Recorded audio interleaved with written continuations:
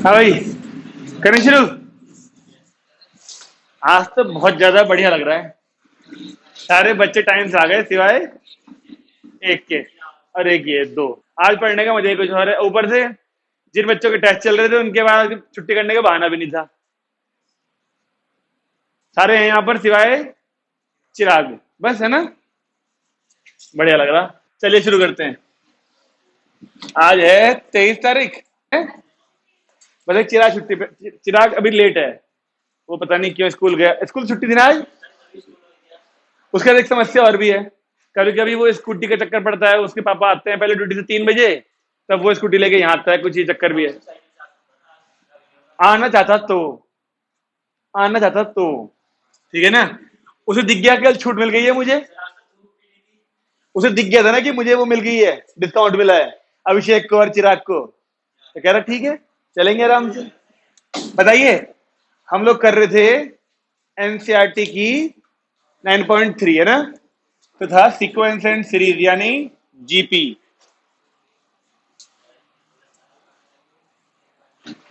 Geometric progression, NCERT 9.3। ठीक है जी। ऐसा मान लेते हैं ऐसा मान लेते हैं कि जो बच्चे पिछली क्लास में छुट्टी पर थे उन लोगों ने वीडियो देख ली होगी पिछली वाली। तो उन्हें थोड़ा बहुत आइडिया लग गया होगा कि जीपी में कितनी तरह के बढ़िया क्वेश्चन थे। आज की वीडियो में सारे क्वेश्चन बढ़िया ही होंगे। क्यों बताओ? एक तो जीपी के लास्ट वाले क्वेश्चन होंगे, इसलिए बढ़िया होंगे। ऊपर से मिसलेनियस होगी। जब जब मिसलेनियस जिस जिस चैप्टर की होगी तब तक क्लास बढ़िया ही हुआ करेगी। ठीक है। खैर, मुझे उससे पहले एक बात बताओ। हमने पिछली क्लास में क्वेश्चन नंबर 29 और 30 थे, 28 29 थे वो दोनों। 28 29 वो दोनों क्वेश्चन किए थे, और उसकी तरह का एग्जाम्पल नंबर 8 था वो छोड़ा था। तो घर जाके आप लोगों ने वो तीनों क्वेश्चन ट्राई करे या नहीं एक बार? अब जिस बच्चे ने लापरवाही करी वो तो गया। जिस जिस बच्चे ने वो क्वेश्चन घर जाके नहीं करे उस बच्चे से वो क्वेश्चन दोबारा होंगे नहीं। और मजे की बात, मिसलेनियस में फिर आएगा अभी वो क्वेश्चन एक, अर्थमेटिक मीन ज्योमेट्रिक मीन वाला। तो जिस जिसने वो क्वेश्चन ठीक से कर लिया होगा घर जाके एक एक बार कम से कम, फिर वो मिसलेनियस वाला कर पाएंगे। अन्यथा फिर रोते रहेंगे, आया नहीं आया नहीं आया नहीं। और स्कूल में जब आएगा तब भी रोते रहेंगे, आया नहीं आया नहीं आया नहीं। इसलिए तैयार रहें, आधी क्लास बहुत बढ़िया होने वाली है। चलिए, हमने क्वेश्चन नंबर 22 23 कहां तक करा था उस दिन? 22 तक कर लिया था। 23वां क्वेश्चन होना है आज। देखो 23वां क्वेश्चन ही बहुत बढ़िया क्वेश्चन है, पढ़ने में चल रहा होगा पता। उसके अंदर आर, कुछ आरथ टर्म का चक्कर है ना कुछ, या टू एन टर्म्स का कुछ है, एन टर्म का। जरा पढ़ के बताओ एक जना क्या है। 23 है ना, पढ़ के बताओ। आइए, देख कुर्सी कहाँ है? कुर्सी तो लिया पहले है। तू चाहे तो यहां लगा ले, ये भी तो रखी कुर्सी एक। हाँ सारे आ गए आज। यहाँ बैठे क्या यहाँ पर? मैं ठीक है, ठीक है। हाँ भाई बोलो एक जना, किसको आती है नहीं? हाँ ये पढ़ के सुनाइए मैडम। 23 क्वेश्चन थोड़ा जोर से। ओके, तो फर्स्ट टर्म क्या दी हमको? ए, और last term B. Last term को एनी टर्म भी तो बोलते हैं, ठीक है ना। ये दोनों टर्म्स हमको दे रखी हैं। और फिर बोला है P with the product of N terms. अगर पी प्रोडक्ट है एन टर्म्स का, तो पी इज इक्वल टू क्या होना चाहिए? A1 A2 A3 up to AN। ऐसा कुछ होना चाहिए ना पी का मतलब। सही है। अब जरा वैल्यू डालनी शुरू करें। फर्स्ट टर्म को तो ए बोलना है, इनटू सेकंड क्या होती है? AR। थर्ड ऐसे करते करते ऐसे कर लें। इस nth टर्म यानी लास्ट टर्म को हम बी बाद में लिखेंगे, क्योंकि जो प्रूव करना है वो देखा ना आपने, पी का square is equal to A B की होल पावर। ऐसा कुछ प्रूव करना है ना, तो बी की एंट्री होगी, उसके बिना काम तो चलेगा नहीं। खैर, लेकिन थोड़ी देर में कर लेंगे। अभी बताइए, पी की वैल्यू ये कर दी हमने। अब अगर आप ये सोचें कि ये सारी चीजें मल्टीप्लाई में है, एन टर्म्स हैं, तो जरा देखो कि ए कितनी बार है, 1 2 3 4 5 6 ऐसे करके लास्ट टर्म एन है, तो ए कितनी बार है? अगर ए को 3 बार इंटू करो तो एक क्यूब आता है, ए को 4 बार इंटू करो तो ए की पावर 4 आता है, तो ये एन बार इंटू हो रहा है, तो कोई समस्या नहीं। ऐसे ही आर की पावर में बताओ, यहां पर क्या है 1, यहां पर 2, अगले में 3 रहा होगा, ऐसे करते करते ये सारी पावर प्लस नहीं हो जानी चाहिए अप टू, ये देखा देखा लग रहा है क्या कुछ, ये पावर नहीं क्या, एपी, देखो ध्यान से देखो, क्वेश्चन में नहीं बताया, हाँ सब कुछ क्वेश्चन में बताएगा वो। देखो ये एपी है एक पावर में 1 + 2 + 3 + 4 अप टू n-1।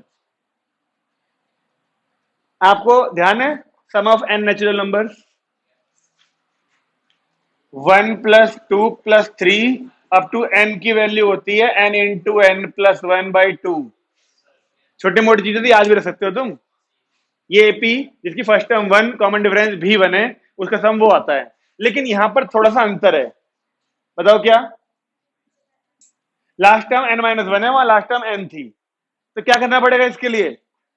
अगर वो n टर्म्स तक का सम है और हमें n-1 का चाहिए, तो अंतर केवल इतना है, आप इस n और इस n दोनों की जगह पर n-1 डाल दीजिए।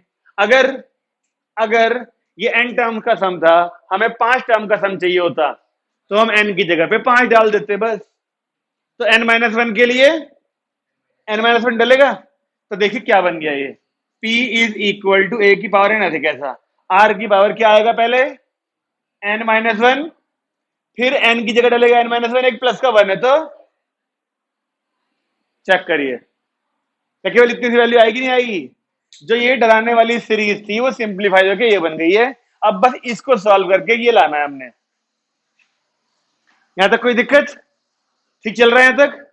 अब चेक करिए, देखिए आंसर में चाहिए a इंटू बी की पावर n, इन दोनों की पावर n का मतलब क्या है, a की पावर n चाहिए, वो तो है, केवल हमें क्या लाना है, और b की पावर n, b यानी लास्ट टर्म होती है ये, इसकी पावर n, इस पूरे की पावर n का मतलब क्या है, a की पावर भी n और r की पावर n-1 के साथ में एक n और, लेकिन यहाँ p² भी तो है, तो पहले स्क्वायरिंग कर लें, स्क्वायरिंग कर लें, तो ये बन जाएगा हमारा p का स्क्वायर, ये क्या बन जाएगा,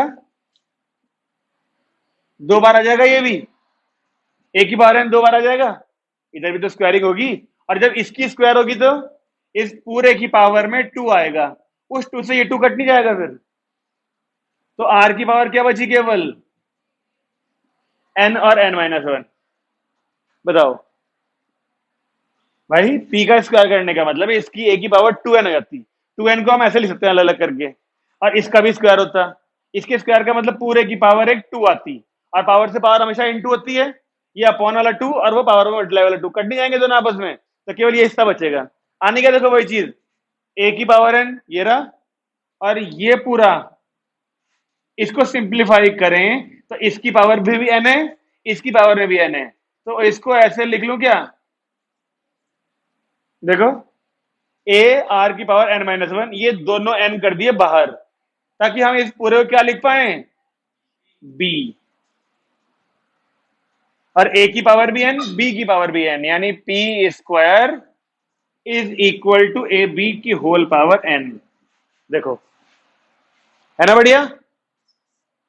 तो जीपी के सारे क्वेश्चन अब जो आएंगे सारे बढ़िया ही हैं, इसलिए मैंने कहा आज की क्लास बढ़िया होने वाली है, और ये उसी को समझ में आएगी जिसने थोड़ा बहुत भी पिछला पढ़ा होगा जीपी के बारे में, क्योंकि पिछले क्वेश्चन तो चलो फिर भी 4th term 5th term 7th term के बारे में थे, अब आज जो क्वेश्चन करने वाले हैं सारे nth term, rth term, pth term, qth term, यही चलेंगे सारे। बोलिए बढ़िया है ना? ये 9.3 का 23वां क्वेश्चन है, पहला क्वेश्चन ही झकास। छोटी मोटी चीजें पता होनी चाहिए आपको, देखो ठीक है ना, सम ऑफ n टर्म्स, और फिर जितनी टर्म्स हमारे पास हैं अकॉर्डिंगली n की वैल्यू वही डाल दो। जिन बच्चों का ये हो गया होगा वो 24th पढ़ेंगे। अब दिव्यांशु जी आपको रजिस्टर कल मिलेगा वो, ठीक है? कौन सा कौन सा स्टेप? ये वाला, ये देखिए, ये था ना, कहाँ गया ये रहा, ये कैसे आया, चल गया पता? इसके बाद मैंने कहा 1+2+3+4 ये एक एपी है, जिसकी फर्स्ट टर्म भी 1 है, कॉमन डिफरेंस भी 1 है। अगर तो इसमें ऐसे ना करके वैसे ही लगा ले, n/2 2 है यानी 2 प्लस n-1 इंटू डी कितना आएगा 1। इसको सॉल्व करके यही तो आएगा, ठीक है। लेकिन वो n टर्म्स तक के लिए था, और यहां हमारे लास्ट टर्म क्या है देख, n-1, इसलिए हमने उसी फॉर्मूले में n की जगह पे n-1 डाल दिया। तो यहां आएगा n-1, और जब यहां डालेगा n-1 तो प्लस का 1 कट जाएगा, तो ये रहा, सॉरी। अब फिर स्क्वायरिंग करी, स्क्वायरिंग करने से इसकी पावर भी 2 हो जाएंगी, तो 2 बार लिख दिया इसे, और इसकी भी पावर पूरे की 2 होती, तो वो 2 से 2 कट जाएगी पावर वाली। मेन तो यही काम है, बोलिए सही है अभिषेक जी? नहीं चिराग नहीं, हमारे रोहित जी। आप पिछली क्लास में स्कूल से लेट कैसे हो गए? कौन सा काम करते हो स्कूल में जो आप लेट हो जाते हो स्कूल से आने में? तू बस में जा रहा है क्या? बस में साइकिल से आता है ना, तो फिर लेट होने का क्या मतलब है? और वो भी इतना लेट की तेरे को क्लास में आने का टाइम नहीं मिलता? फिर क्रिकेट खेल रहा था क्या? तो बताता क्यों नहीं कि लेट हुआ? फिर इसकी खामोशी जो है ना, इसके झूठ पे पर्दा नहीं डाल सकती। चलिए अगला देखें, ये था 23वां। 24वां पढ़ेगा कौन? संचित। हाँ, सोने वाला तू भी तो है। 24वां, टू 2n इज 1/r⁴n। उससे पढ़वाना जरूरी है एक बार, ठीक है भाई। इस क्वेश्चन में फिर से वो कॉन्सेप्ट निकल के आ गया कि शुरू की n टर्म्स तक का सम का रेशियो दिया है n के आगे n टर्म्स, यानी n+1 से 2n टर्म्स का, ठीक है ना। और वो रेशियो हमें 1/r⁴n लाना है, ठीक है। इसको मिटा दें पहले।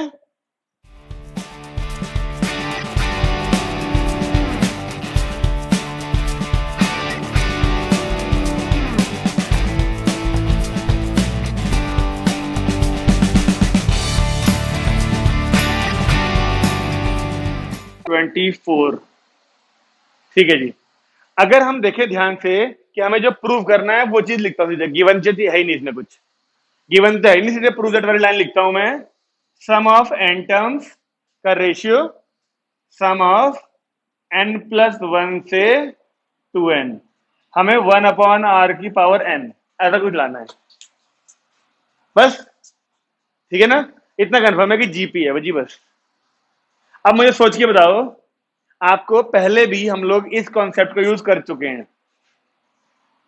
नॉर्मली जो हम सम लेते हैं, नॉर्मली कभी भी सम लेते हैं, वो पहली टर्म से लिया जाता है।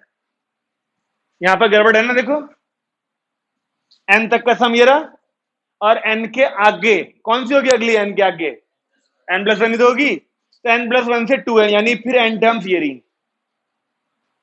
तो इसको लिखने का तरीका होता है ना, देखो कैसे, ये फर्स्ट से लेके n तक टर्म्स का सम तो यहां पर आ गया होगा, और इसके अगली क्या रही होगी? से लेके 2n। तो ये वाला जो रेशियो है वो ये वाला हिस्सा है, इसको लिखते हैं हम पहले भी इस तरीके से अपने वाले, क्या? ये पूरा, यानी s(2n), और माइनस कर दो उसमें से ये वाला हिस्सा, तो यही तो बचता है। पहले भी कर चुके हैं इन क्वेश्चंस को हम लोग, आ गया याद? ठीक है, चलिए तो हम LHS लेके चलते हैं और RHS लेके आएंगे, ठीक है जी। तो ऊपर है Sn, ऐसे लिख दिया। नीचे इस वाले हिस्से को हम क्या लिख सकते हैं? S2n minus Sn, okay. इसको सिंप्लीफाई करके हमें ये लेके आना है। चलिए वैल्यू पुट करते हैं। Sn होता है a। अब क्योंकि चिराग हमें दिया तो है नहीं इसने, देख कि r छोटा है या बड़ा है 1 से, तो कौन सा वाला वैल्यू इस्तेमाल करनी चाहिए? कोई सी भी कर सकते हैं, और जिसको जो कंफर्टेबल हो जिसमें, उसे कर लो, लेकिन दोनों जगह पे एक ही फॉर्मूला करना है इस्तेमाल। पार्थ ये सोच रहा है कि कौन से दो फॉर्मूलों की बात कर रहे हैं, पता है ना? बता दे वरना मैं अभी बता दूंगा देखो चीज। हाँ, एक ये वाला होता है, एक में 1 पहले होता है, ठीक है। अपॉन, हाँ भाई s और 2n में क्या आएगा बताना जरा अंतर? ए ऐसे क्या ऐसा, r की पावर हो जाएगा, बस 2n हो जाएगा n की जगह पर, माइनस Sn यानी फिर से यही a r की पावर n माइनस वन अपन r की पावर r माइनस वन। अब कितने बच्चों को इसे देख के लग रहा है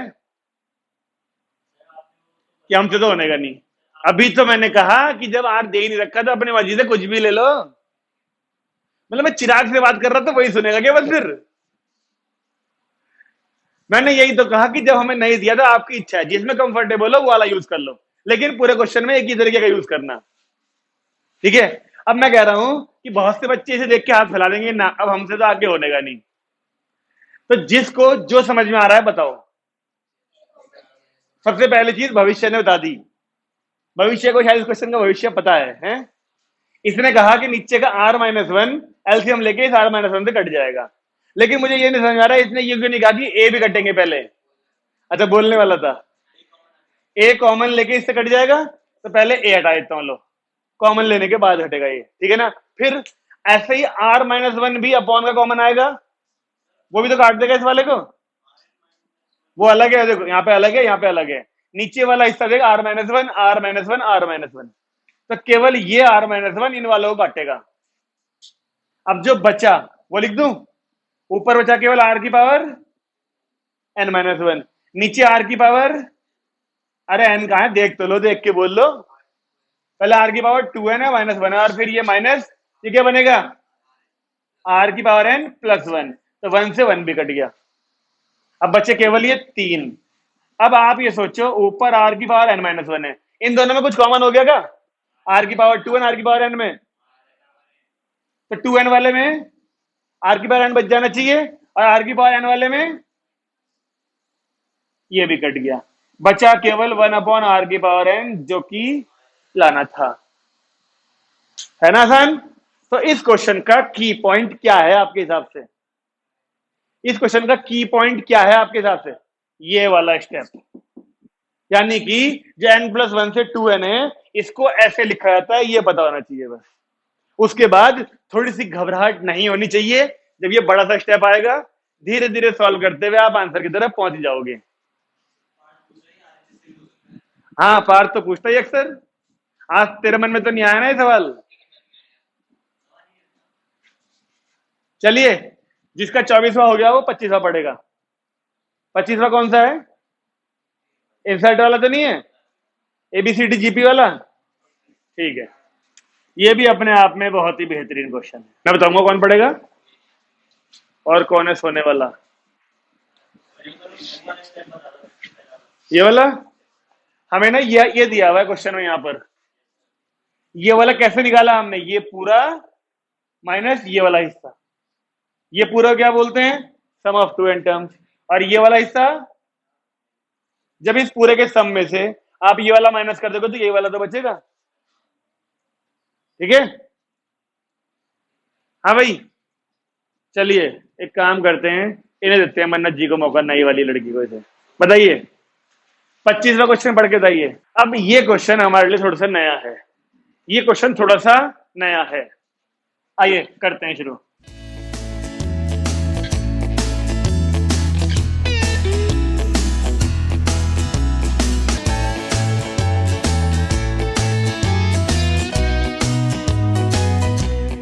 होल स्क्वायर नहीं, अभी रुक जाओ ना। देखो मैं तुम्हें एक ट्रिक बताता हूँ इस क्वेश्चन की।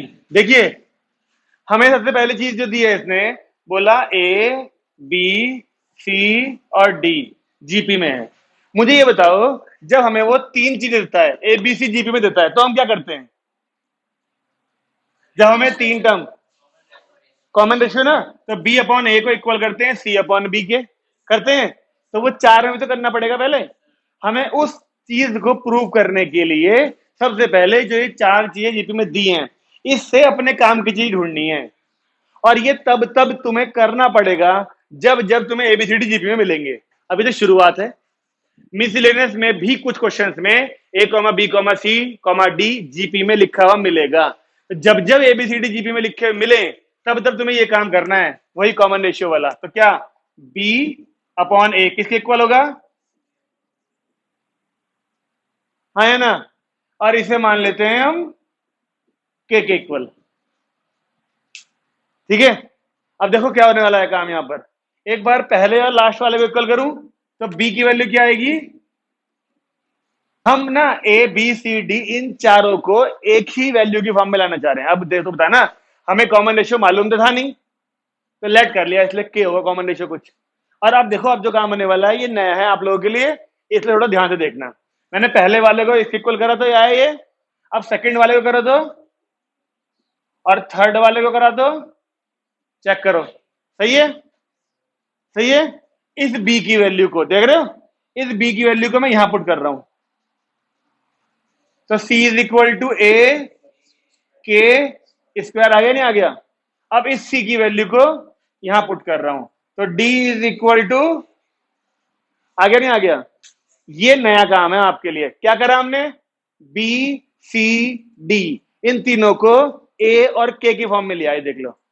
बी भी ए और के में, सी भी ए और के में, डी भी ए और के में। ये बी की वैल्यू यहां पुट करी अगले वाले में, तो ये आ गया। फिर इस सी की वैल्यू अगले वाले में पुट करी तो ये आ गया। इससे क्या बेनिफिट मिला? अब हमको ना वो जो इतनी बड़ी क्वेश्चन दे रखी है प्रूव दैट वाली, उसमें ए बी सी डी चार चार वेरिएबल हैं, हम पूरे क्वेश्चन को बस दो वेरिएबल में चेंज कर देंगे। किस किस में? ए और के में। सॉल्व करना आसान हो जाएगा हमारे लिए। फिर आई बात समझ में? इस तरीके से हम क्या करना चाह रहे थे, हम पूरे क्वेश्चन के जो चार वेरिएबल हैं उनको दो वेरिएबल्स में कन्वर्ट करना चाह रहे थे। अब करें शुरू। हमें दो चीजों का प्रोडक्ट इक्वल टू थर्ड वाला बोला है ना प्रूव करने के लिए। चलिए, तो मुझे बताइए पहले एलएचएस क्या है? ए स्क्वायर बी स्क्वायर सी स्क्वायर इंटू में बी स्क्वायर सी स्क्वायर और डी स्क्वायर। अभी पहले एलएचएस सॉल्व करते हैं, बस डाल दें वैल्यू सारी। अब देखो, वैल्यू डालने के बाद जल्दबाजी मत करना। कैसी जल्दबाजी दिखाता हूं, देखो। ए स्क्वायर तो ऐसे रहेगा, बी स्क्वायर की वैल्यू क्या आएगी और सी स्क्वायर की, ठीक है।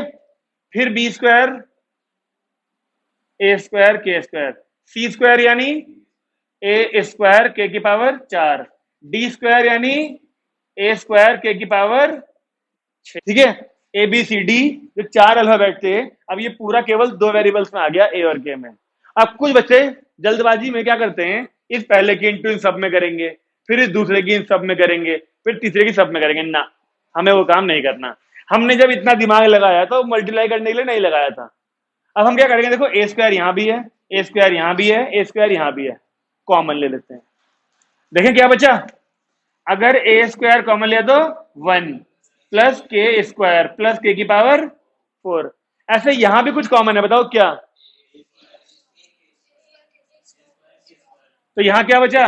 1, यहां के स्क्वायर और यहां के की पावर 4। अब आपको क्या कॉमन लेने में समस्या तो नहीं आई किसी को कुछ? ठीक है यहां तक? आपको ना लगता है ये वाला ब्रैकेट और ये ब्रैकेट सेम है, मल्टीप्लाई में है, स्क्वायर कर दूं एक को हटा के, और ये ए स्क्वायर और ए स्क्वायर बन गया ए की पावर 4 के की पावर 4, 1 प्लस के स्क्वायर प्लस के की पावर 4 का, गलती से हुई भाई, बस ए की पावर 2 और ए की पावर 2 ए की पावर 4, ये के स्क्वायर अकेला था और ये होल स्क्वायर हो गया। यानी कि एलएचएस को सॉल्व करके इतने बड़े को केवल छोटी सी वैल्यू आ पाई है, क्योंकि तो हमने ए बी सी डी सबको ए और के में चेंज कर लिया था। ठीक है, अब यही काम हम करेंगे आरएचएस के लिए। आरएचएस में क्या है, A B plus B C plus C D का होल स्क्वायर है क्या? चेक करो, है होल स्क्वायर। तो अब बताओ इसे कैसे करना चाहिए? वैल्यू पुट करेंगे इसमें भी, तो एबीसीडी को हटाना तो यहां भी पड़ेगा। जब यहां ए और के में है तो वहां भी तो ए और के में करना पड़ेगा। कर दो वैल्यू, ए ऐसे कैसा, बी की वैल्यू ए के, फिर बी की वैल्यू ए के, सी की ए के स्क्वायर, सी की ए के स्क्वायर, डी की ए के क्यूब और पूरे का होल स्क्वायर। ये टर्म क्या बनी?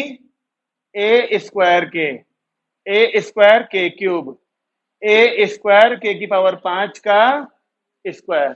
बताइए, ये ए स्क्वायर हो गया ना के साथ में, वो ए स्क्वायर ये रहा और के क्यूब हो गया, ए स्क्वायर ये रहा के की पावर 5 हो गया। कोई समस्या? ये ऐसा तो नहीं दिख रहा आपका? कॉमन ले लें पहले, बताओ क्या कॉमन है इसमें से? ए स्क्वायर और साथ में के। जब आप ए स्क्वायर कॉमन लोगे और के भी लोगे तो इस स्क्वायर के चक्कर में पावर डबल हो जाएगी अपने आप ही। तो ए की पावर 4 हो गया और के का स्क्वायर। बताओ ए स्क्वायर के कॉमन लिया तो यहाँ पे क्या बचा? 1। ए स्क्वायर के लिया तो के स्क्वायर, ए स्क्वायर के लिया तो के की पावर।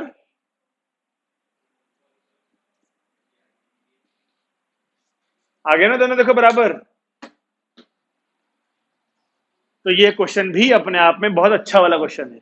अगर आपने यहां पर इंटू कर दी होती या फिर यहां पर ए प्लस बी प्लस सी का होल स्क्वायर खोल दिया होता तो ये क्वेश्चन बड़े हो जाएंगे। फिर हमें कहीं पर भी होल स्क्वायर नहीं खोलना, हमें कहीं पर भी मल्टीप्लाई नहीं करनी, कॉमन लेके करोगे तो क्वेश्चन छोटा ही रहेगा।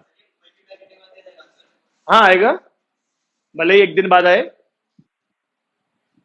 आएगा तो यही कहा जाएगा। हाँ जैसे मर्जी करो आ सकता है, लेकिन टाइम लगेगा।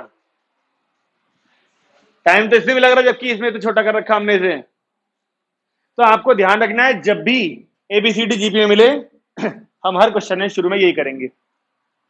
और हो सकता है आगे आने वाले क्वेश्चंस में मैं डायरेक्टली यही लिख दूं, सारा ना दिखाऊं करके, मैं सीधे ए तो ए ही, बी को ए के, सी को ए के स्क्वायर, डी को ए के क्यूब लिख दूं डायरेक्ट।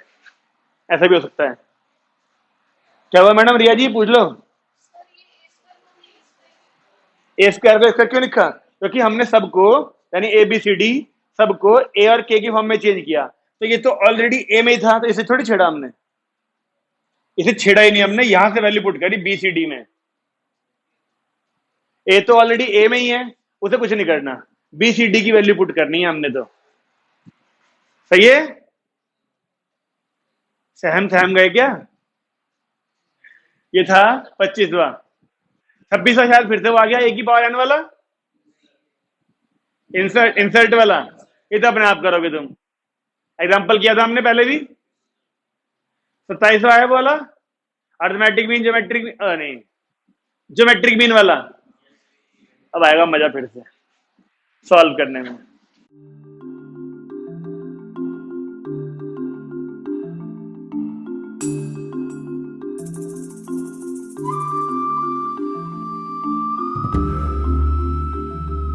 क्वेश्चन नंबर का नाम है 27।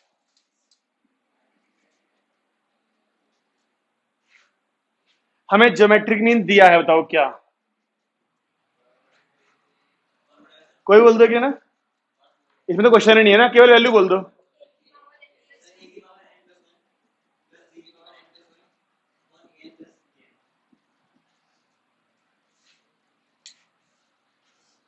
मिटा दो ये वाला।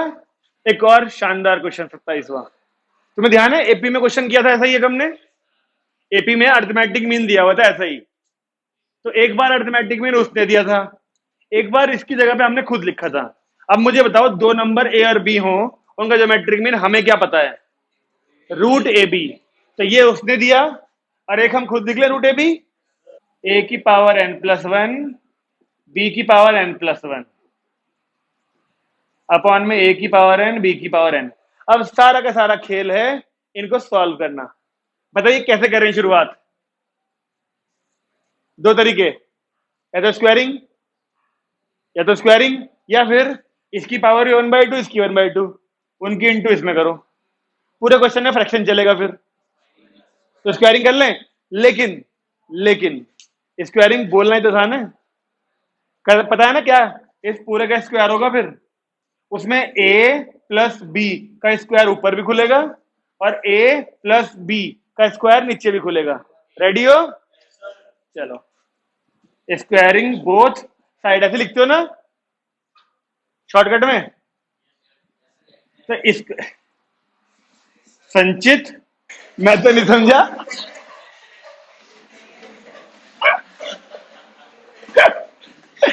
तो समझ गया? चलो छोड़ो, हमारे हिसाब से तो ये स्क्वायरिंग बोथ साइड था। हमारा हिसाब नहीं बैठता क्या है बी से क्या है। चलो इसकी है बहुत सुधरा, हाँ ये बात ठीक है। ये रूट ए बी क्या बन जाएगा?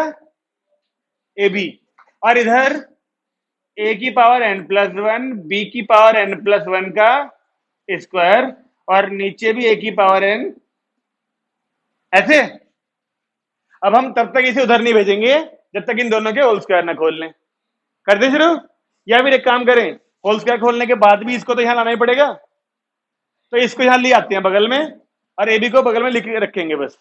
चलिए ये वाली वैल्यू इधर आएगी, तो पहले क्या आएगा, ए की पावर, इसका स्क्वायर क्या आएगा,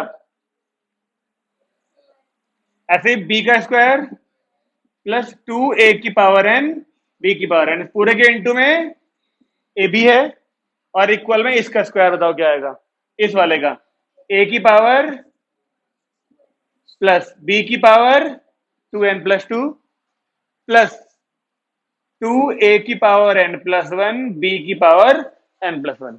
बताइए सब सहमत है? अब आप एक बात नोट करें, जब ए की इंटू, देख रहे हो, पहले इस ए बी की इंटू इसमें होगी, फिर इसमें होगी, फिर इसमें होगी, है ना। लेकिन जब ए बी की इंटू इस वाले में होगी, तो देखो क्या आएगा, 2 ए की इंटू ए वाले में करते तो क्या आएगा, ए की पावर n प्लस 1। ऐसे ही इन दोनों की बी की पावर n प्लस 1 और साथ में 2, ये कट नहीं जाएगा इससे इधर वाला। पहले से पता होना चाहिए क्वेश्चन में होने क्या वाला है, तो जिस टाइम ये वैल्यू आएगी ना तो घबराहट नहीं होती फिर कि ये बड़ी, क्योंकि इस पूरे में सबसे बड़ी वैल्यू यही है जिसमें दोनों हैं, ये हमें पता है अभी कटने वाली है। ओके, कर दे इंटू। अब जब इसकी इंटू इसमें करेंगे तो ए की इंटू ए वाले से होगी केवल, तो क्या आएगा, ए की पावर और साथ में बी, ठीक है। अब ए बी की इसमें होगी बी वाले में, तो बी की पावर 2n प्लस 1 साथ में ए। अब ए बी की इसमें होगी तो वही दिखेगा, 2 ए की पावर n प्लस 1 बी की power n plus 1 is equal to A की पावर 2n प्लस 2 बी की power 2n plus 2 plus 2 A की पावर n प्लस 1 बी की पावर n प्लस 1, और इससे ये वाली वैल्यू कट गई। सही है, तो बची क्या, 2 टर्म इधर बची और 2 टर्म ही इधर बची।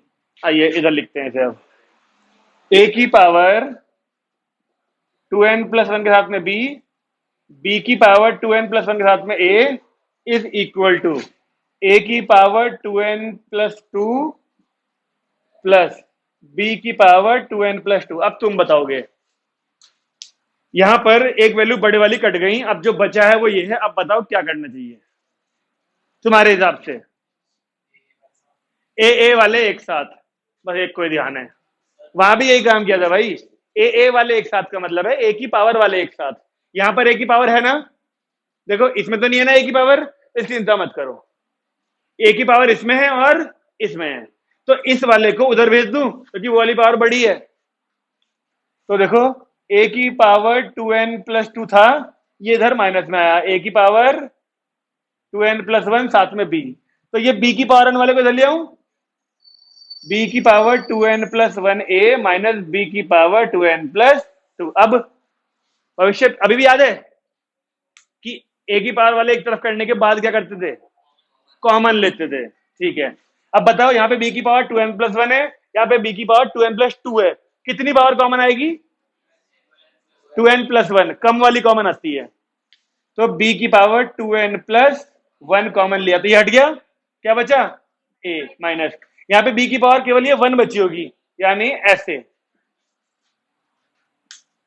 बी की पावर 2n प्लस 1 कॉमन लूंगा तो यार 2n प्लस 2 था, तो 1 ही तो बची होगी बस, वो ये रहा बी, कोई दिक्कत।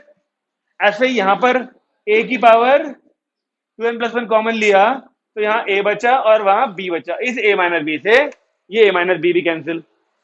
अगला क्वेश्चन तेरे लिए, ठीक है, फिर से अब इसे नीचे ले आए या इसे नीचे ले जाए, बात तो एक ही है, क्या करूं, चलो ए को ले आए, जो इस बी की पावर है वही उस ए की पावर भी है, तो जब नीचे लाएंगे तो दोनों की पावर इकट्ठे करके लिख सकते हैं। अब बताओ पहले भी क्या था, इसकी पावर 0, यस भाई, ये करके आया, तैयारी तो लग रहा है मुझे इस क्वेश्चन की, बिल्कुल, इसको भी हमेशा हमें जो यहां पर वैल्यू है उसी की पावर में लिखना पड़ता है, और 1 को हम लोग b अपॉन a की पावर 0 लिख सकते हैं, तभी कंपैरिजन होता था। अब बेस इक्वल है तो पावर इक्वल हो जाएंगी, यानी 2n प्लस 1 बराबर 0, n इक्वल टू माइनस का 1/2, यानी कि अगर n की वैल्यू माइनस की 1/2 हो और यहां सब जगह पुट कर दें तो वो पूरा सॉल्व होके रूट का ए बी ही बनेगा। ये है एक और बेहतरीन क्वेश्चन, कोने में यूं बिल्कुल, शायद इसे ये ए नहीं दिख रहा होगा, पावर दिख रही होगी। ए भी हमें मालूम था, ए और बी दो नंबर्स का ज्योमेट्रिक मीन उसने भी दिया और ये ज्योमेट्रिक मीन हमें मालूम था। ए और बी का geometric mean root A B होता है ना, यानी ए और बी के बीच में जो नंबर हो जिससे कि वो तीनों जीपी में आ जाएं तो वैल्यू रूट ए बी आती है। मन्नत मैडम आपने पिछली क्लास में जीपी पढ़ा था ना? 27वां था ये, 28वां 29वां कर लिया हमने, या 29 30 करा था? 28 29 हो चुका है हमारा पहले ही, पिछली वीडियो में वो है। ठीक है, तो अब 30 नंबर वाला क्वेश्चन आ गया। 30 पड़ेगा संचित, जिसका ये हो जाएगा।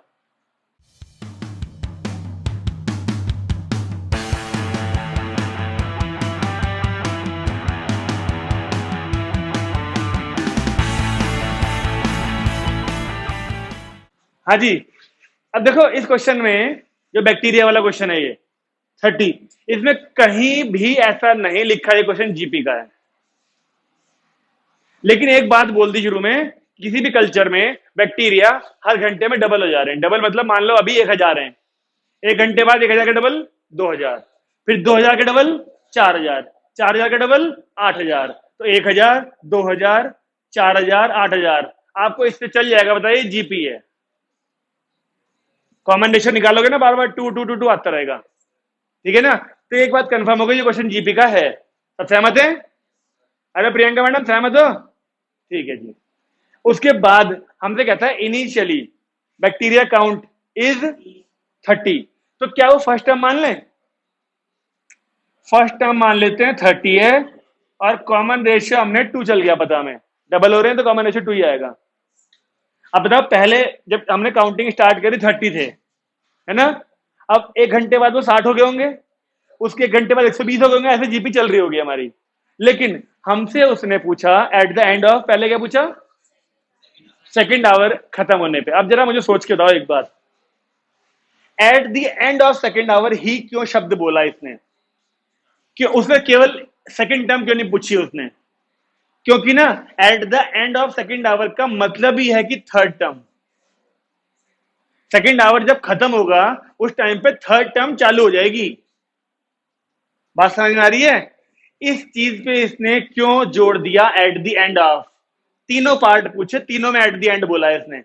Eight the end of second hour, at the end of fourth hour, at the end of nth hour. तो आपको ये समझना पड़ेगा कि at the end of second hour का मतलब है थर्ड टर्म।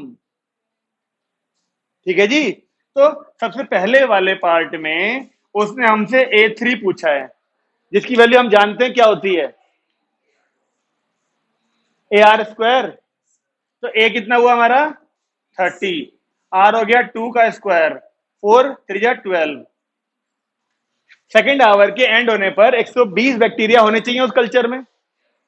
अब तुम लोग हो मैथ वाले, तुम्हें पता है ये कल्चर कल्चर क्या बोल रहा है?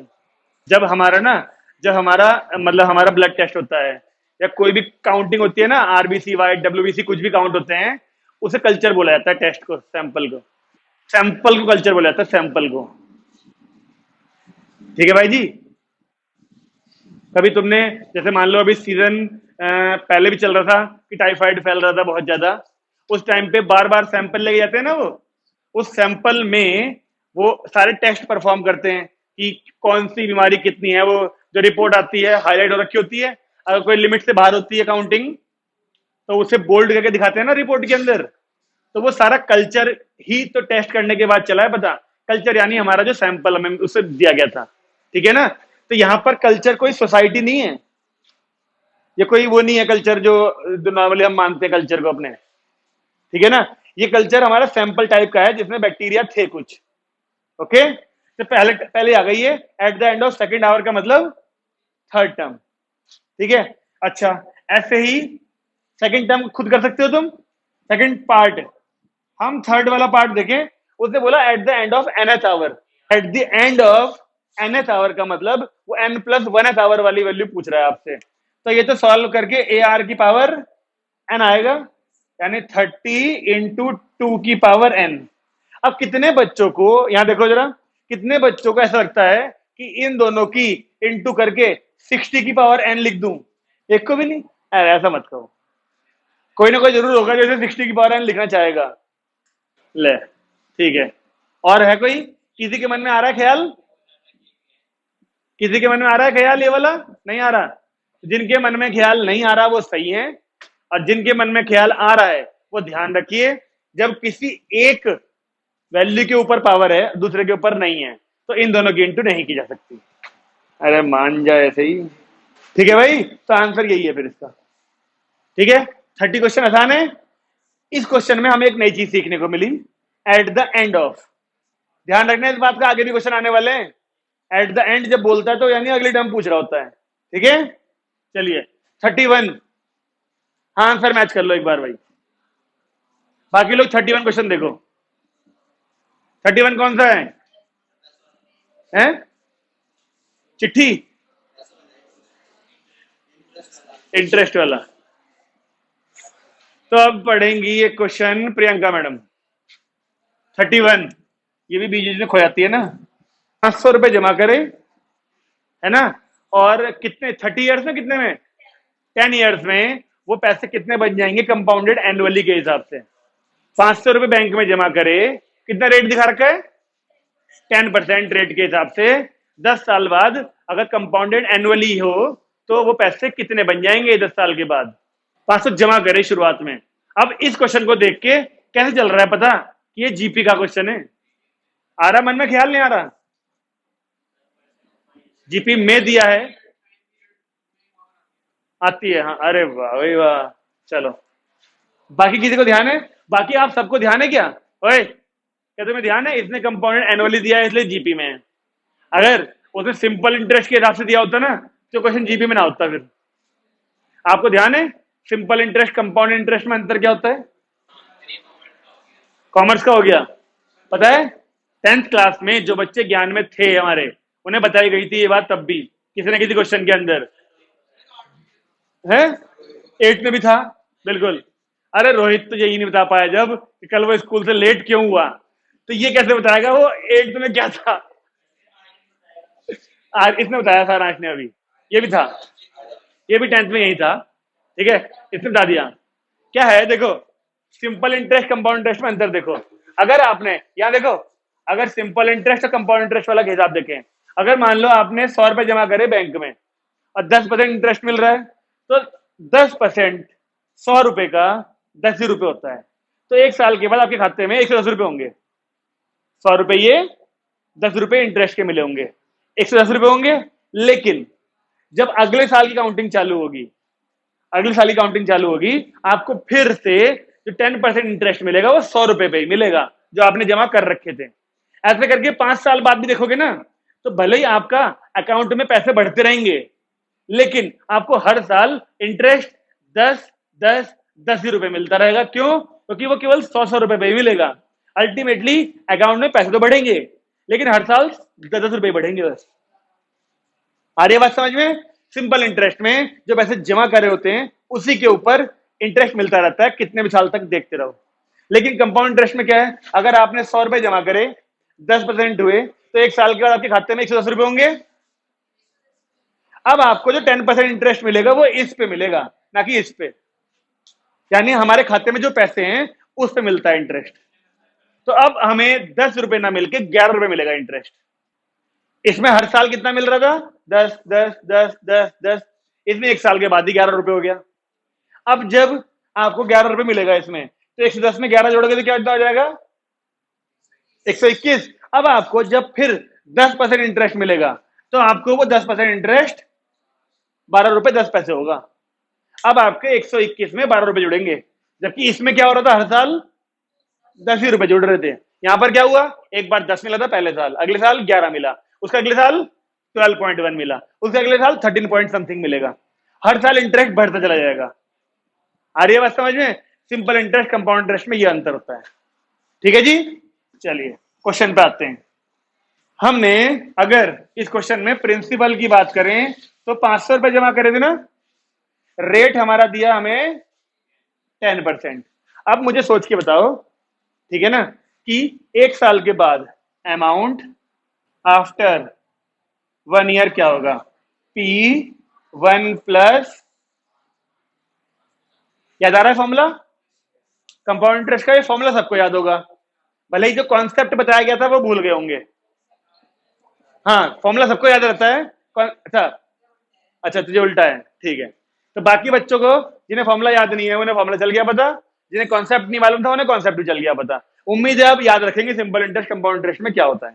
ठीक है, तो अब यहां पर देखें, इसमें पी डालें पहले 500, रेट डालें 10 और एन यानी 1, 1 साल की बात चल रही है। तो 500 क्या, पी प्रिंसिपल आर रेट, आइए लिखा तो है, देख ये रहा पी और ये रहा आर, प्रिंसिपल और रेट। ठीक है, हाँ भाई 500 1 प्लस, अगर 10/100 की पावर 1 करें तो कितना बन गया? पॉइंट मत करो इसे ना, फ्रैक्शन में रहने दो, 11/10। 11 500 पे ज्यादा मत कर, अभी तो तू कह रहा था पावर बढ़ती रहेगी, अब मल्टीप्लाई क्यों कर रहा फिर? अमाउंट मत बता, उसी बात पे रहे, वरना जीपी नहीं चलेगी पता। अगर इसको 550 कर दिया तो तुम्हें जीपी पता लगानी मुश्किल हो जाएगी। इस वाली वैल्यू को मत छेड़ो, 11/10 रहने दो। क्या कह रहे 11/10 से कैसे आ रहा कि नहीं आ रहा? एक जीरो से एक जीरो कट गया तो 10 यहां आएगा, प्लस एक 11/10 आएगा। ये 1 साल के बाद हमारे खाते में इतने पैसे होंगे। ठीक है जी, अब 1 साल के बाद का मतलब क्या होता है? 1 साल के बाद का मतलब होता है सेकेंड ईयर जब स्टार्ट हुआ होगा ना, तब भी तो इतने पैसे होंगे जब सेकेंड ईयर स्टार्ट होगा। देखो इस बात को समझो, जो बैक्टीरिया वाला क्वेश्चन था उसमें भी यही कॉन्सेप्ट था, इसमें भी यही है। जब भी आपसे बोला जाएगा eight the end of 1 year, eight the end of 2 year, eight the end of 3rd year, ये जो एंड वाली चीज होती है ना, ये हमेशा इक्वल होती है अगली चीज के स्टार्टिंग वाली के। तो मैंने अगर यहाँ लिखा है amount after 1 year, after 1 year यानी at the end of 1 year, यानी सेकेंड ईयर के स्टार्ट में, केवल शब्दों का हेर फेर है, इन बातों को समझो। 1 साल के एंड में हमारे खाते में इतने पैसे होंगे, जैसे कि उसने बताया सॉल्व करके 550 आ रहा है, 500 रुपए जमा किए थे, 10% 50 रुपए ही आएगा, वो खाते में जुड़ जाएगा। अब 550 हो जाएगा नहीं हो जाएगा? अब बताओ अगले साल जब फिर से ब्याज कैलकुलेट होगा यानी इंटरेस्ट कैलकुलेट होगा, ये प्रिंसिपल बन चुका होगा नहीं बन चुका होगा हमारे लिए? कंपाउंड इंटरेस्ट में ये तो होता है। हमसे क्वेश्चन में क्या पूछा? After 10 year, after 10 year, in 10 years, in 10 years का क्या मतलब है? At the end of 10 year ही हो गया उसका मतलब भी, 10 सालों में। अब तो खुद सोच, 10 साल के लिए पैसे जमा करेगा तो लास्ट में तो लेगा ना जाके, एट द एंड वाली बात चल रही है, इसीलिए हमने आफ्टर ले रखा है यहां पर। ऐसे ही अगर मैं दूसरी बात लिखूं, अभी हमें ये नहीं पता, जब पता चला जीपी कहां बन रही है, दूसरी टर्म और तीसरी टर्म मिलेगी तब चलेगा वाला जीपी। ये पहली टर्म आई है अभी, देखो चाहे इसे पहले ले लो जो जमा करे हमने, अमाउंट आफ्टर सेकेंड ईयर के लिए ये बन गया प्रिंसिपल है इस जगह पर, तो 500 11/10, 1 प्लस 10/100, फिर से आ गया 1 प्लस R/100। ठीक है, इसको फिर से आप काटोगे तो फिर से 11/10 बनेगा नहीं बनेगा? जी बिल्कुल सही बात। पहले साल के एंड में 500 इंटू 11/10 आया, दूसरे साल के एंड में 500 इंटू 11/10 का स्क्वायर आ गया। ऐसे ही आपको ना लगता तीसरे साल के एंड में यहाँ पावर 3 आ जाएगी? तो अब जीबी बन चुकी है, चेक करो। ये पहली टर्म माना अगर हमने, तो ये दूसरी टर्म है, और जब ये अपॉन ये करोगे तो कॉमन रेशियो देखो 11/10 आएगा। चल गया नहीं चल गया पता? तो ऐसे चल रहा है पता, हमें जीपी बन रही है। ठीक है जी, अब ऐसे ही करके मैं लिखूं देयरफॉर जीपी इज, पहली टर्म लिखी है 500 11/10, अगली आई 500 11/10 का स्क्वायर। ऐसे करते करते अब हमें फर्स्ट टर्म पता है अपनी, यानी सेकंड टर्म पता है, यानी कॉमन रेशियो भी पता होगा। क्या पूछा हमसे? 10 ईयर के एंड में, ये वाली जो है पहले साल के एंड में यानी फर्स्ट टर्म हो गई है, ये वाली सेकंड ईयर के एंड में यानी सेकंड टर्म हो गई। ऐसे करके जो उसने 10 ईयर के एंड में पूछा है, 10 ईयर के एंड में उसे A10 लिख दूं, ये पहली टर्म है, ये सेकंड टर्म है, तो 10 ईयर के एंड में 10th टर्म होनी चाहिए और उसमें क्या होना चाहिए? A। ए यानी ये पूरा, आर कॉमन रेशियो कितना आता, 11/10 की पावर 10 - 1 यानी 9, और एक ये रही यानी 500 11/10 की पावर 10। ये होना चाहिए हमारा आंसर। वैसे तो हमें वैसे चल गया था पता, जब एक साल के एंड में इसकी पावर 1 है, 2 साल के एंड में इसकी पावर 2 है, तो 10 ईयर्स के एंड में पावर 10 ही होनी चाहिए थी। लेकिन जीपी का यूज दिखा दिया आपने करके, A10 यानी ए आर की पावर 10 - 1 वाले तरीके से कर दिया। देखो वही तो आ गया। हाँ आ जाता, लेकिन जीपी का यूज नहीं होता ना फिर। ये जीपी के चैप्टर में है तो हमने कोशिश करा कि जीपी से कर दें। तुम उससे भी कर दो, गलत तो करेगा नहीं कोई, कहीं लिखा तो है नहीं कि जीपी का क्वेश्चन है कि जीपी वाले फॉर्मूले से ही करो। तुम ऐसे एक साल के एंड में, 2 साल के एंड में similarly at the end of 10 years वाली टर्म को डायरेक्ट लिख सकते थे कि जी पावर 10 आ जाती, बस वो भी ठीक था। आ गया समझ में? आपको ये समझ में आना चाहिए, इस क्वेश्चन को इस जगह पे दिया गया है, इसलिए दिया गया है क्योंकि अगर आपको कभी बैंक में पैसे जमा करने हो या फिर कहीं पैसे जमा करने हो, सिंपल इंटरेस्ट अगर लगा आपके पैसे पर, तो आपको जीपी नहीं बनती है उस केस में। ठीक है ना? अगर कंपाउंड इंटरेस्ट लग रहा है आपके पैसे पर तो ही जीपी बन रही है, यानी कि है। अगर अगर नहीं नहीं नहीं, नहीं सुन, अगर आपने पैसे जमा करे एफडी में, फिक्स डिपॉजिट सुना है नाम, तो उसमें सिंपल इंटरेस्ट चलता है। बैंक में जो पैसे जमा है उसमें ये चलता है कंपाउंड इंटरेस्ट। बैंक में जो आपके पैसे जमा है, अभी मान लो 1 लाख रुपए हैं, ठीक है ना, आप पैसे जमा करते रहो करते रहो करते रहो, साल के एंड में जो पैसे होंगे ना, अगले साल ब्याज उस पर लगना चालू हो जाएगा। मैंने कहा बैंक में अभी 1 लाख रुपए है, मान लो आपने 3-4 महीने बाद और डाल दिए 50,000, फिर 1-2 महीने बाद और डाल दिए 50,000, तो एक साल के एंड में 2 लाख रुपए हो गए ना। तो आपको जब अगले साल का ब्याज मिलना चालू होगा सेकेंड ईयर की स्टार्टिंग में, 2 लाख पे मिलेगा ब्याज, वो 1 लाख पे नहीं मिलेगा जैसे पहले था जो। तो ये काम कंपाउंड इंटरेस्ट में तो होता है, जितने पैसे हैं एट द मोमेंट उसी पे ब्याज मिलेगा। ये काम कंपाउंड इंटरेस्ट में, तो सिंपल इंटरेस्ट में नहीं होता। एफडी में जो पैसे जमा है, एफडी में वो सिंपल इंटरेस्ट के हिसाब से होंगे। ठीक है, हटाया जाए। चलिए, ये 31 था, 32 पढ़े। 32 कौन सा है? अरे वाह, ये तो बहुत सिंपल क्वेश्चन है, पढ़ के देखो। आपको 2 नंबर पता है ना, ए और बी। ए और बी के हिसाब से ए एम जी एम क्या बनते हैं, उनकी वैल्यू लिखो अपने हिसाब से क्या होती है। 32 लास्ट क्वेश्चन है ना इस एक्सरसाइज का, या आगे भी है? हमें अर्थमेटिक मीन क्या दिया? 8। ज्योमेट्रिक मीन कितना दिया? 5। क्या पूछा है? क्वाड्रेटिक क्वेश्चन के फॉर्मेशन का फॉर्मूला ध्यान है, 10th क्लास वाला? बताओ क्या था? तो A X square plus B X plus C तो क्वाड्रेटिक इक्वेशन होती है। उस वो तो क्वाड्रेटिक फॉर्मूला है, उसकी इक्वेशन बनाने का तरीका। X square minus sum of roots into x plus product of roots बराबर 0। आया याद? अब आप एक बात देखिए, अगर मैं यहां पे लिख दूं फॉर्मेशन का formula, x square minus sum of roots, roots इसमें ए और बी की बात चल रही है, तो सम का मतलब A plus B into X plus product यानी ये। ठीक है ना? अब इक्वल टू 0 मत करो, हमें क्वाड्रेटिक पॉलिनोमियल बनाना है बस। तो आपको नहीं लगता कि ये ए प्लस बी अर्थमेटिक मीन से मिलता है? अर्थमेटिक मीन क्या हुआ करता था? तो ए प्लस बी की वैल्यू आ गई 16, और ज्योमेट्रिक मीन होता है हमारा रूट में A B is equal to 5। तो ए प्लस बी की वैल्यू यहां, ए बी की यहां डाल दीजिए, और हमारा क्वाड्रेटिक पॉलिनोमियल यानी F X is equal to ये आ गया। आसान है ना? ये बताने क्वेश्चन जीपी में क्यों है, ये क्वेश्चन जीपी में क्यों है? क्योंकि ज्योमेट्रिक मीन है ना इसके अंदर इस्तेमाल होता हुआ, देखो इसलिए।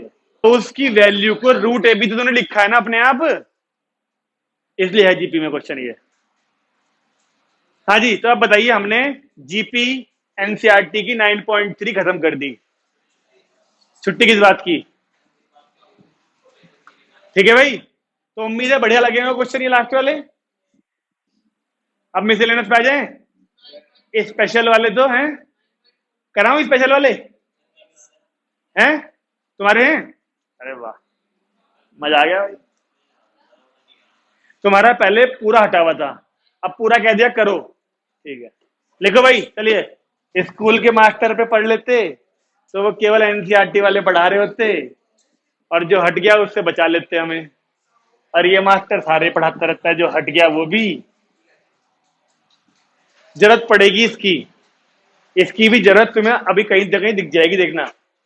तो अब हम एक काम करते हैं, यहां पर 9.3 हटा देते हैं और 9.4 कर देते हैं इसे। ठीक है जी। और 9.4 का जो नाम है वो है स्पेशल सीक्वेंसेस।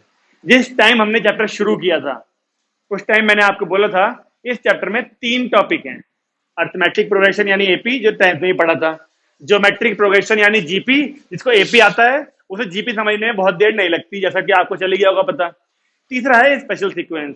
स्पेशल सीक्वेंस मैंने आपसे कहा था वो सीक्वेंस जो ना तो एपी होंगे और ना जीपी में होंगे, कोई नया सीक्वेंस होगा। और वो नया सीक्वेंस का भी एग्जांपल मैंने एक दिया था, इसका डिफरेंस एपी में होता है, जिसका डिफरेंस जीपी में होता है, ऐसे वाले क्वेश्चन। ठीक है, अब उसके लिए ना हमको 3 फॉर्मूलाज की जरूरत पड़ती है। इसके अंदर जो जो क्वेश्चन आएंगे उनको करने के लिए हमको 3 फॉर्मूलाज की जरूरत पड़ती है। तो पहले फॉर्मूला लिख लेते हैं, आइए।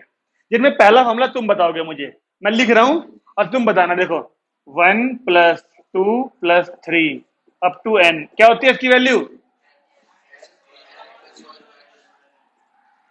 तो इसको पहला फॉर्मूला बोलते हैं इसका, और इसको लैंग्वेज में क्या बोलेंगे?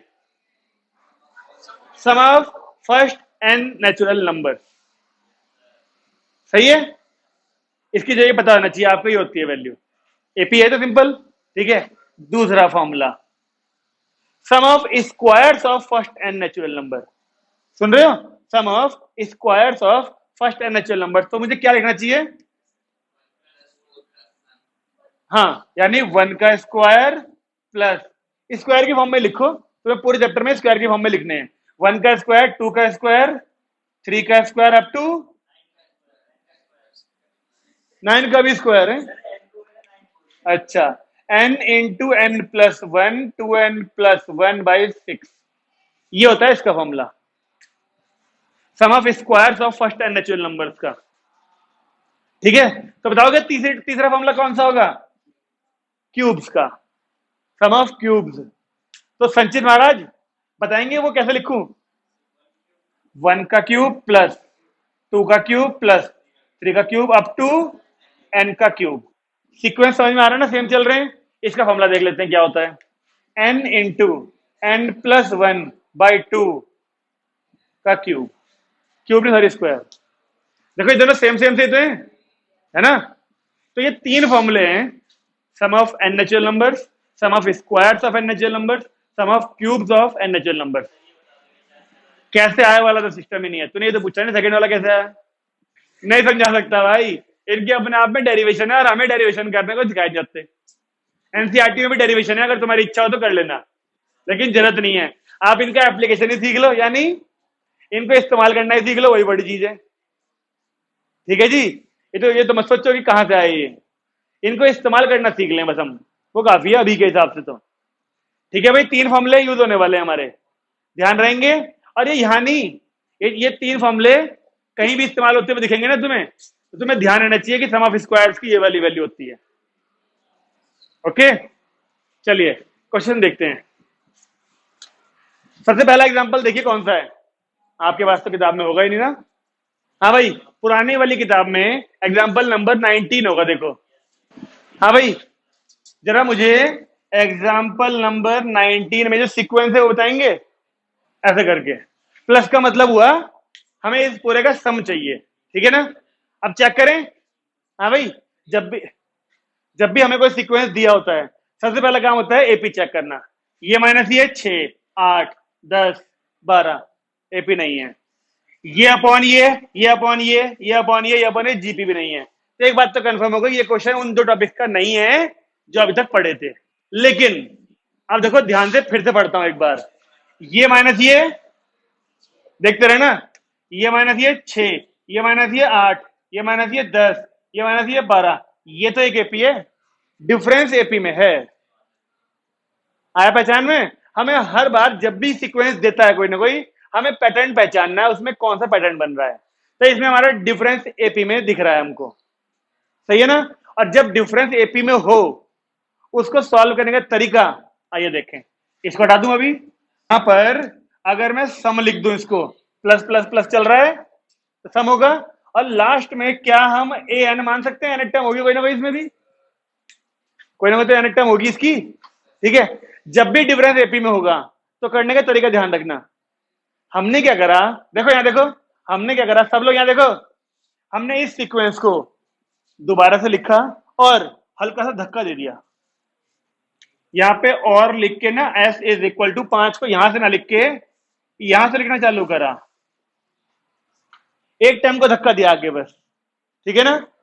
अब एक टर्म को धक्का देने से वैल्यू नहीं बदलेगी, केवल थोड़ी लेट शुरू हो रही है सीक्वेंस। मतलब पहले टर्म खाली है यहां पर, अगले में 5 है, फिर अगली क्या है 11, फिर 19, फिर 29। ऐसे करते करते एन भी तो एक टर्म आगे चला गया होगा, फिर ये लास्ट वाला एन प्लस 1 नहीं होगा। मैं कह रहा हूं गलत मत समझ, मैंने केवल धक्का दिया है, थोड़ा लेट पढ़ी जाएगी वो टर्म।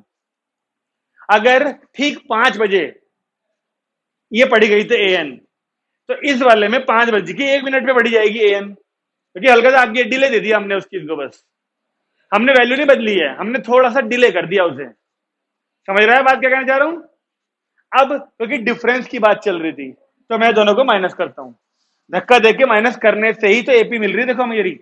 अगर माइनस करा तो minus minus minus minus minus minus minus, सबके साइन चेंज होते हैं। यहां तो एस और ये एस सेम ही था, जीरो बन ही जाएगा ये तो। इज इक्वल टू ये 5 उतरा ऐसे का ऐसा, plus 11 minus 5 6, 19 minus 11 8, 29 minus 19 10, 41 minus 29।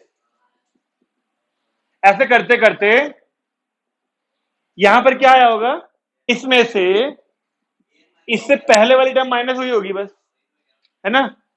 तो क्या ऐसा लिख लें, प्लस लगा के ना अभी छोड़ें और माइनस का ए एन लिखें। बताऊंगा अभी यहां पे क्या आएगा, ठीक है। ये बताओ वो लास्ट वाला जो ए एन है, ये माइनस का बचेगा नहीं बचेगा, और फिर यही वाला माइनस का ए एन इधर आके प्लस हो जाएगा।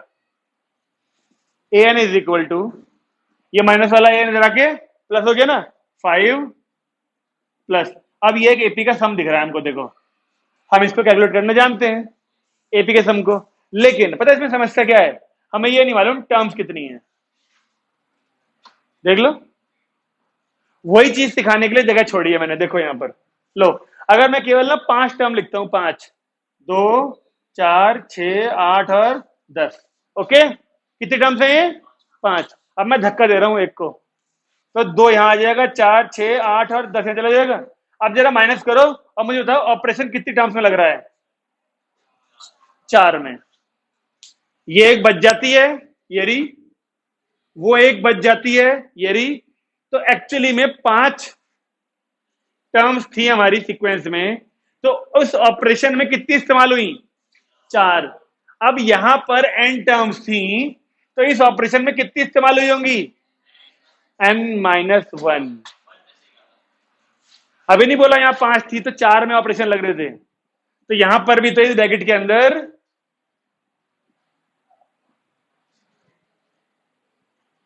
n-1 टर्म्स होनी चाहिए, नहीं होनी चाहिए इसमें, बताओ। अबे यार अभी तो बताया 5 टर्म्स हैं,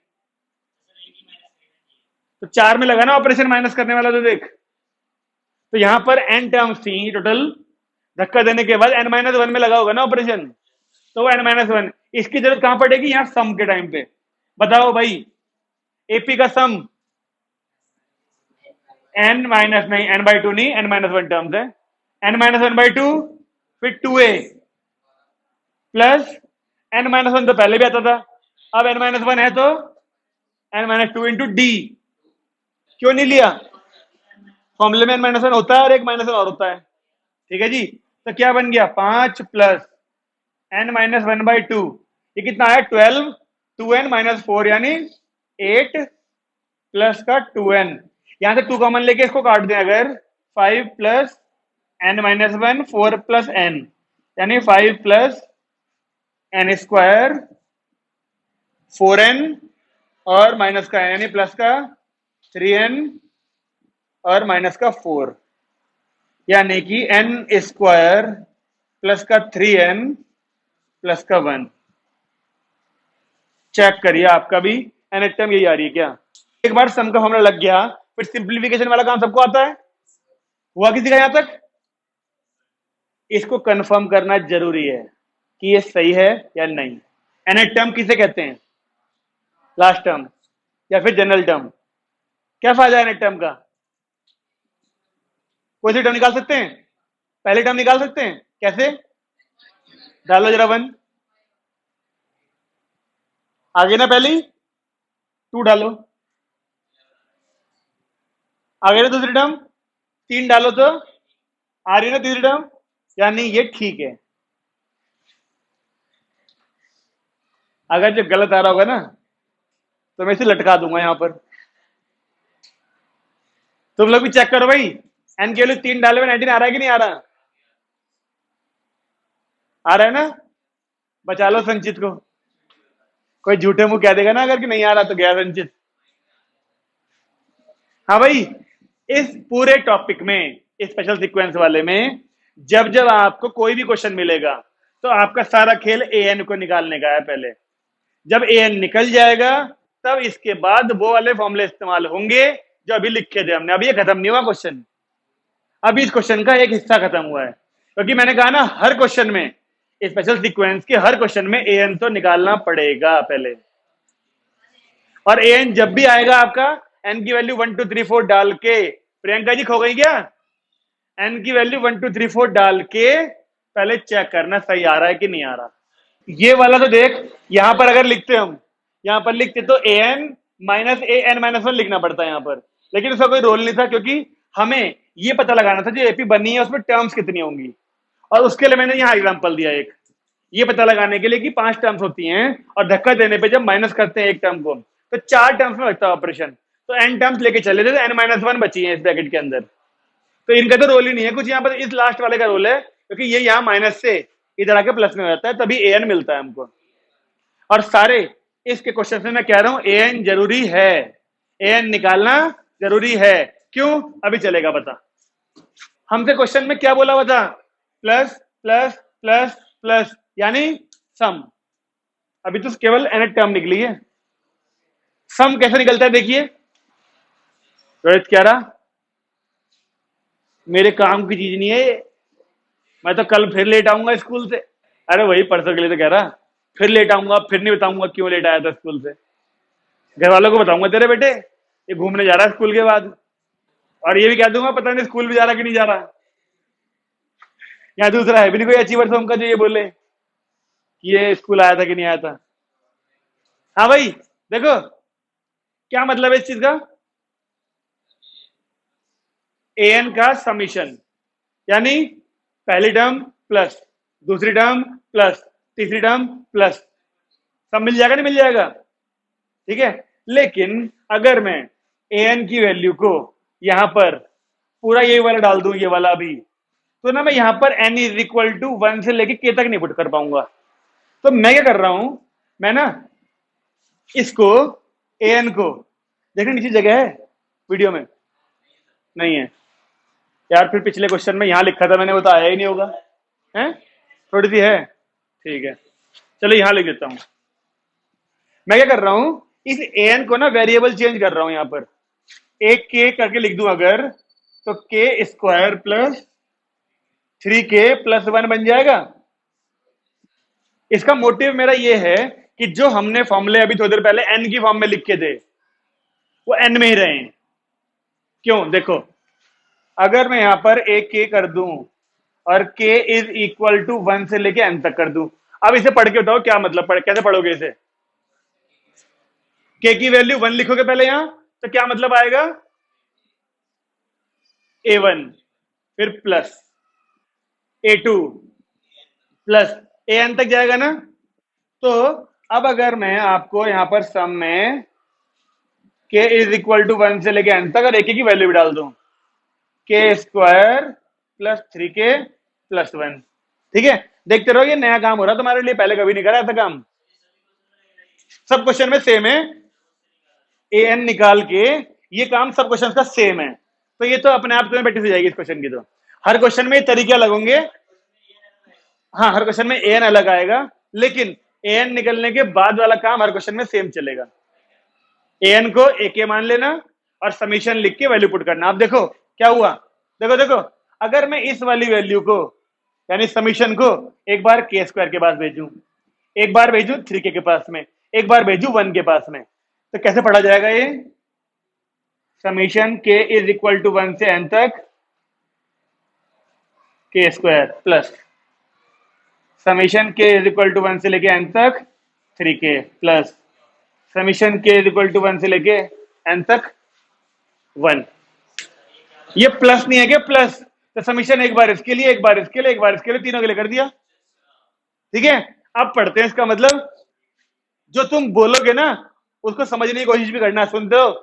जो तुम लोग बोलोगे उसको समझने की कोशिश भी करना। चलो, के की वैल्यू पहले 1 पुट करोगे तो क्या बनेगा ये, फिर प्लस, फिर जो बोलोगे उसको समझना भी, पहले 1 पुट करो तो क्या बनेगा ये का स्क्वायर, फिर प्लस, प्लस भी तो बोल लो, फिर 2 का स्क्वायर, फिर प्लस 3 का स्क्वायर, प्लस 4 का square, plus up to n का स्क्वायर। ये फॉर्मूला नहीं पढ़ा सबसे पहले हमने? Sum of squares of n natural number पढ़ा नहीं हमने अभी वो? यानी इस पूरे का मतलब वही तो है, 1 का स्क्वायर प्लस 2 का स्क्वायर प्लस 3 का स्क्वायर प्लस 4 का स्क्वायर अप टू n का स्क्वायर। तो केवल इस वाले हिस्से की जगह पर मुझे n प्लस 1 2n प्लस 1/6 लिखना पड़ेगा। अब आया समझ में कि वो जो फॉर्मूले 3 लिखे थे वो कैसे आ रहे हैं एंट्री उसकी? यहां पर इस समीशन के चक्कर में सारी वैल्यूज प्लस होंगी। इस वाले में आ रहे अभी, पहले ये बता दें, ये ठीक है? बेटा रोहित बेवकूफ बनाता सबको बस कि मैंने सुन रहा था, पहले कर लिया मेरे से। हाँ भाई ठीक है ये। अच्छा आगे आए अब, प्लस इस 3 को कांस्टेंट टर्म है ये, इस 3 को समीशन के बाहर लिख लो यहां पर। अब फिर बोलना भाई के की वैल्यू 1 पुट करोगे तो 1, फिर प्लस 2, फिर प्लस 3, फिर प्लस 4 अप टू n तक। क्या बन गया वो? सम ऑफ n नेचुरल नंबर्स, यानी n प्लस 1/2। सहमत हो? प्लस, अब यहां तो k है ही नहीं, यहां तो k है ही नहीं, तो k की वैल्यू कैसे पुट करेंगे? k की पावर 0 बोल सकते हैं अपनी सुविधा के लिए। इसे 1 को k की पावर 0 बोला जाए अगर, तो जब 1 पुट करेंगे 1 की पावर 0 प्लस 2 की पावर 0 प्लस 3 की पावर 0 प्लस 4 की पावर 0, वो सारी वैल्यू 1 1 1 1 1 1 ही तो आएंगी। कितनी बार? n बार। और जब 1 को n बार जोड़ा जाएगा n ही तो आएगा। ये हुआ एक फॉर्मूले का इस्तेमाल। स्क्वायर था तो स्क्वायर वाले का हो गया, k था तो सिंपल वाले का हो गया। अगर कहीं पे क्यूब आता इनमें तो क्यूब वाले का भी हो जाता है इस्तेमाल। आई बात समझ में? मैं फिर कह रहा हूं केवल ये तरीके अलग होंगे हर क्वेश्चंस में, लेकिन जैसे ही आपको an मिल जाएगा उसके बाद का ये सारा हर क्वेश्चन में सेम है। ओके, अब इसको आपने देखो n यहां भी है, n यहां भी है, n यहां भी है, पहले n कॉमन लेना है, फिर बचे हुए का एलसीएम लेके सिंप्लीफाई करना है। वो काम तुम्हारा, मैं नहीं करूंगा। 11th क्लास वाले बच्चे ये काम खुद कर सकते हैं। हाँ सीबीएसई बोर्ड में तो हट ही गया ये वाला n। तू 1 को n बार जोड़, प्लस करने का मतलब क्या है? इसको 1 इंटू के की पावर 0 लिख लेना क्योंकि के की वैल्यू 1 पुट करनी है। यहां पर के होगा तभी तो पुट करेंगे 1। के की पावर 0 का मतलब 1 ही होता है, तो पहले 1 की पावर 0, फिर प्लस 2 की पावर 0, प्लस 3 की पावर 0, 4 की पावर 0, वो सारे 1 1 1 1 1 ही चलते रहेंगे और n टाइम करना पड़ेगा ये काम। तो वो सारे 1 को जब n टाइम जोड़ेंगे तो तब भी तो नहीं यार, ऐसे कैसे? तो 1 यहां पर 1 प्लस 1 प्लस 1 4 बार कर, 4 लिखेगा कि 4 की पावर 0 लिखेगा उसे? फिर हर बार पावर 0 आती रहेगी तो सारे प्लस होते रहेंगे, तो 1 प्लस 1 प्लस 1 प्लस 1 प्लस 1 ऐसा मिलता रहेगा ना। और एन टाइम होगा इसलिए एन आया लास्ट में। जल्दी सिंप्लीफाई करो, अभी टाइम है। छुट्टी।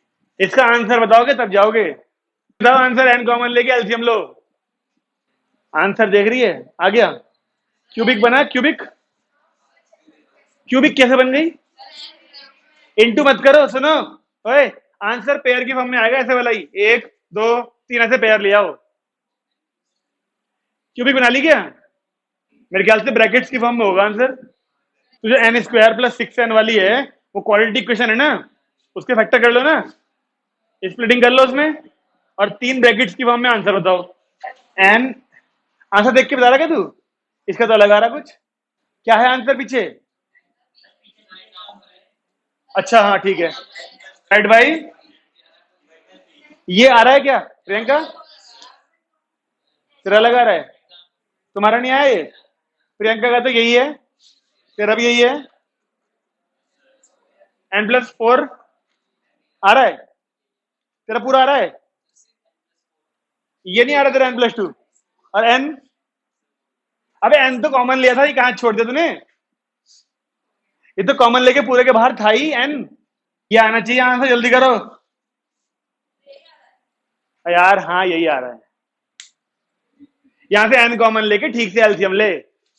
इस 19th एग्जाम्पल की तरह कोई क्वेश्चन एक्सरसाइज में दिख रहा है क्या? आज का दिन तो सुनहरे अक्षरों में लिखा जाएगा। सारे आ गए, वो भी मौसम खराब होने के बावजूद भी। टाइम पे, यस। अगली क्लास में भी ध्यान रखिएगा, टाइम पे आना है मतलब टाइम पे आना है। हाँ भाई, बस अब और मुझे लगता है कि तुमसे होगा। देखो, मिसलेनियस का, मिसलेनियस एक्सरसाइज का 23वां क्वेश्चन जो है वो इसी कॉन्सेप्ट का है। जो 9.4 है ना, उसमें क्वेश्चन नहीं मिलेगा ये वाला। आपको मिसलेनियस एक्सरसाइज का 23वां क्वेश्चन लिख लो। हाँ भाई, मिसलेनियस एक्सरसाइज का 23वां क्वेश्चन करना है होमवर्क में। सेम इसी कॉन्सेप्ट का क्वेश्चन है, मिसलेनियस का 23वां क्वेश्चन। ओके, तो आज हमारे जितने भी क्वेश्चन हुए हों खत्म करें क्लास आज की। जिस किसी को समस्याएं रह गई हो पिछले टॉपिक की, वो लोग वीडियो देख के कवर कर सकते हैं उस चीज को। ठीक है, अगली क्लास में परसों फिर मिलेंगे ठीक 3 बजे।